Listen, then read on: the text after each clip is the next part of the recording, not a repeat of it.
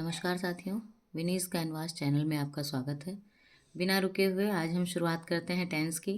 Tense को समझना है कितने प्रकार के होते हैं। टेंस होता क्या है? The tense of a verb shows the time of an action और event.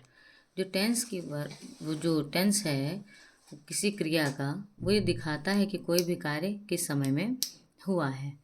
Tenses and their forms. Tense mainly 3 प्रकार के होते हैं: पास्ट टेंस, प्रेजेंट टेंस और फ्यूचर टेंस। पास्ट टेंस यानी भूतकाल। भूतकाल का सीधा सा मतलब है ऐसा कोई काम जो बीते हुए समय में हुआ है, हो रहा है या फिर हो चुका है, समाप्त हो चुका है। प्रेजेंट का मतलब कार्य वर्तमान समय में जारी है। भविष्य का मतलब कार्य न कल हुआ था न आज हुआ है, ये कल पर छोड़ा गया है, भविष्य पर छोड़ा गया है। इन तीनों टेंस के 4 भाग होते हैं। पहले पास्ट टेंस से हम देखना शुरू करेंगे। Past indefinite. इंडेफिनिट मतलब अनिश्चित। ये समझ में नहीं आता है इन वाक्यों को देखने पर कि कार्य कौन से समय से शुरू हुआ था और किस समय तक चलेगा। जैसे कि इसकी पहचान आप देखिए: ती थी, ता था, ते थे, आ ई ए। एग्जाम्पल अगर देखें इसका तो जैसे राम पुस्तक पढ़ता था, सीता घर आई, बच्चे मैदान में खेले। इस टाइप के सेंटेंस इसमें होते हैं, ये उनकी पहचान है। दूसरा अगर देखेंगे तो ये है पास्ट कंटिन्यूअस। कंटिन्यूअस का मतलब है किसी कार्य का जारी रहना। पहचान ही इसकी ऐसी है: रहा था, रही थी, रहे थे। लड़का बाजार जा रहा था, लड़की गीत गा रही थी, बच्चे मैदान में खेल रहे थे। काम अभी जारी है। तीसरा पार्ट देखें, पास्ट परफेक्ट।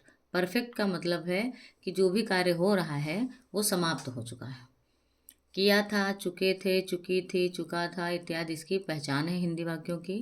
उदाहरण आप देख लीजिए: मैं पत्र लिख चुका था, तुम स्कूल जा चुके थे। इस टाइप के सेंटेंस इसमें आते हैं। इसके अलावा यहाँ पर पहले और बाद का भी प्रयोग होता है, यानी कि सेंटेंस में 2 सेंटेंस होते हैं, उनको पहले या बाद से जोड़ा जाता है। मेरे घर आने के बाद बारिश होने लगी, माता जी के सो जाने के बाद रमन घर आया था। इनके नियम पर बाद में हम बात करेंगे। चौथा जो पार्ट है इनका, पास्ट परफेक्ट कंटिन्यूअस। इसमें कंटिन्यूअस की तरह रहा था का प्रयोग किया जाएगा।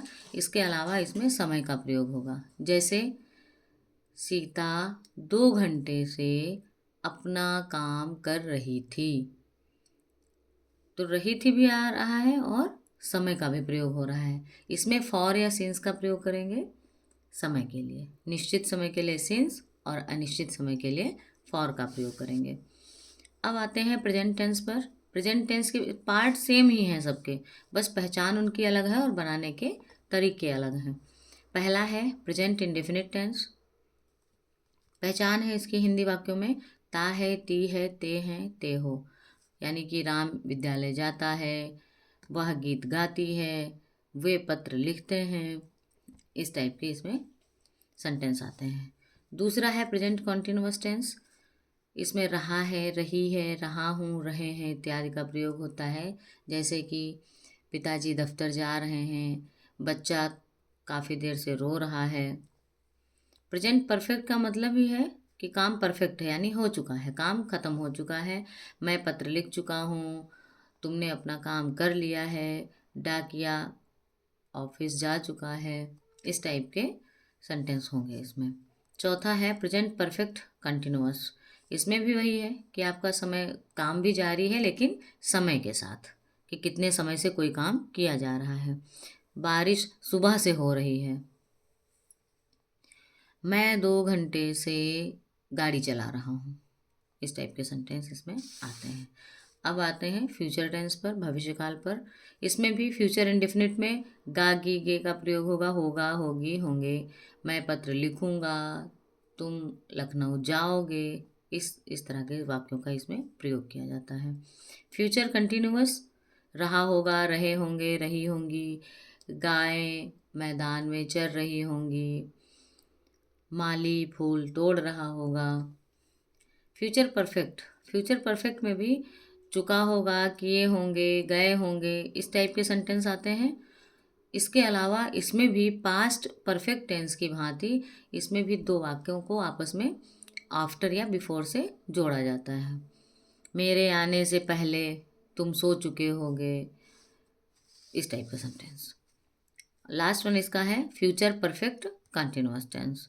इसमें भी कार्य जारी रहेगा, भविष्य में भी कार्य जारी रहेगा और उसका समय भी दिया रहेगा कि कब तक ये कार्य चलेगा। बच्चा 2 घंटे से फुटबॉल खेलता रहा होगा, इस टाइप के सेंटेंस इसमें आते हैं दोस्तों। अगले वीडियो में हम इनमें से एक एक टेंस को उठाएंगे और उसके सारे पार्ट्स की चर्चा करेंगे।